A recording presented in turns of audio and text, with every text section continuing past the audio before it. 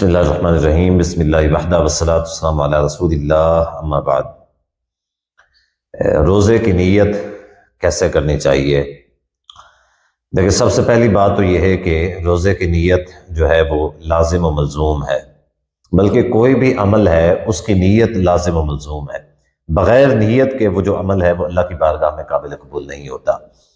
سے بخاری کی، سے مسلم کی پہلی حدیث ہے، نبی صلی اللہ علیہ وآلہ وسلم نے فرمایا ہے کہ انما الاعمال بالنیات، اعمال کا جو دار و مدار ہے وہ نیات کے اوپر ہے، یعنی نیت کے اوپر ہے۔ اب جس نے نیت کی ہے اس کا وہ عمل ہے، جس نے نیت نہیں کی وہ عمل نہیں ہے۔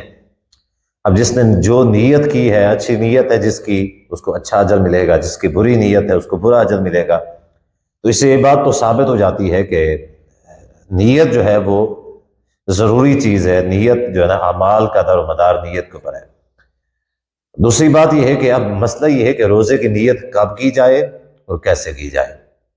اصل میں ہمارے معاشرے میں ایک نیت کے الفاظ مشہور ہیں روزے کی، کہ وَبِصَوْمِ غَدٍ نَوَيْتُ مِنْ شَهْرِ رمضان، کہ میں رمضان کے کل کے روزے کی نیت کرتا ہوں۔ تو اصل میں یہ جو نیت کے الفاظ ہیں یہ کسی صحیح حدیث سے تو دور کی بات ہے، کسی ضعیف حدیث سے بھی ثابت نہیں ہے، یعنی کسی ضعیف حدیث سے بھی ان نیت کے الفاظ کا کوئی ثبوت نہیں ملتا ہے۔ یہ بعض علماء نے بذات خود ان کو جو ہے نا وہ خود بنا لیا، خود یہ الفاظ گھڑ لیے اور لوگوں کو بتا دیے کہ یہ نیت کر لیں۔ بہرحال ان کی نیت اچھی ہوگی، ٹھیک ہے، ثواب کی نیت ہوگی، اچھی نیت ہوگی، لیکن یہ الفاظ جو ہیں یہ نبی صلی اللہ علیہ وسلم سے ثابت نہیں ہے۔ کسی صحیح حدیث سے تو دور کی بات ہے، کسی ضعیف حدیث سے بھی الفاظ نہیں ملتے۔ اب مسئلہ یہ ہے کہ پھر ہم نیت کیسے کریں، نیت کیسے کریں اور نیت کب کریں؟ لیکن نیت جو ہے وہ دل کے ارادے کو کہتے ہیں۔ نیت دل کا ارادہ ہے، نہ کہ الفاظ کے ساتھ کسی چیز کو بولنے کا نام نیت ہوتا ہے۔ الفاظ کے ساتھ کسی بھی چیز کو بولنے کا نام اقرار ہوتا ہے۔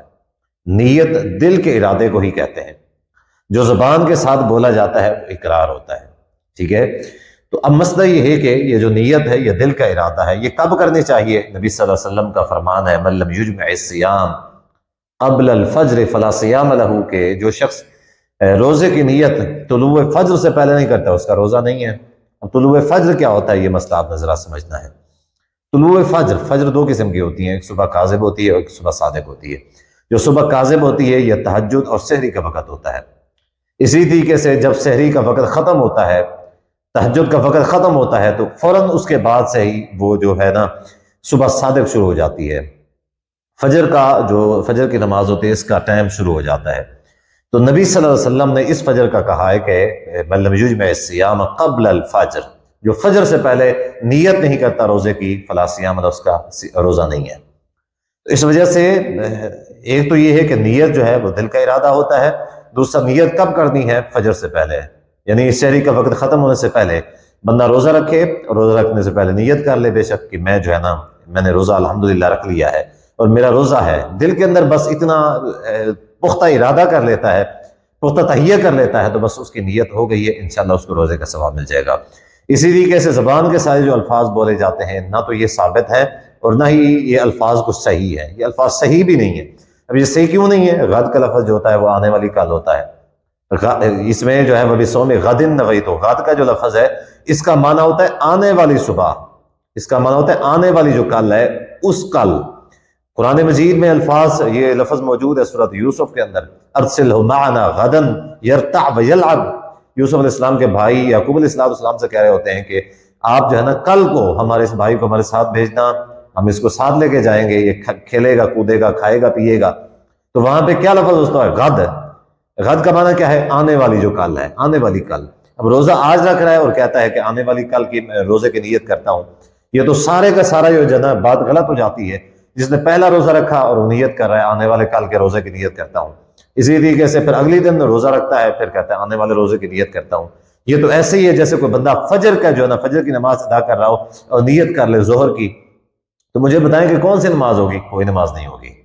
فجر کی نماز اس وجہ سے نہیں ہوگی کیونکہ اس نے فجر کی نماز کی نیت ہی نہیں کی ہے۔ ظہر کی نماز اس وجہ سے نہیں ہوگی کہ ظہر کی نماز کا وقت ہی نہیں آیا، تو پہلے نیت کرنے سے کوئی عمل قبول ہی نہیں ہوتا۔